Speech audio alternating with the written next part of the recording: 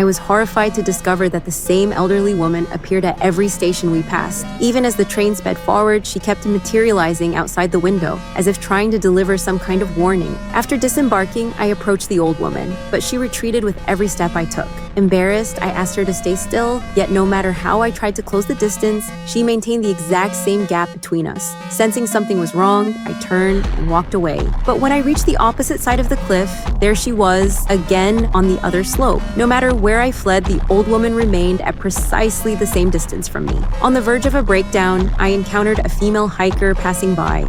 I begged her to help me find out what the old woman wanted. Thinking the elderly lady might need assistance, the hiker approached her. But after the old woman whispered something to her, the hiker's face instantly drained of color. She shot me a terrified glance before fleeing in panic. I too broke into a frantic run. Even in town, the old woman still shadowed me. I contacted my mother, hoping she could approach the old woman while we stayed on the phone so I could hear their conversation. But as my mother drew near, the phone line dissolved into static. Sensing something was terribly wrong, I screamed for my mother to cover her ears, but it was too late. She too fell under the spell, glaring at me with utter disgust before getting into a taxi and driving away. After that, my mother vanished without a trace. No matter what methods I tried, I couldn't reach her. A year later, I found a paranormal research organization. Their investigation revealed that the old woman consistently maintained a distance of exactly 73 yards from me, the limit of clear human vision and the threshold where sound becomes indistinct. They then deployed a special forces unit to capture the old woman, but all the soldiers suddenly froze in place. Everyone turned to stare at me, and even the woman beside me grew visibly grave before announcing a retreat. They all simply left the scene. I gave up all resistance and gradually came to accept the old woman's presence.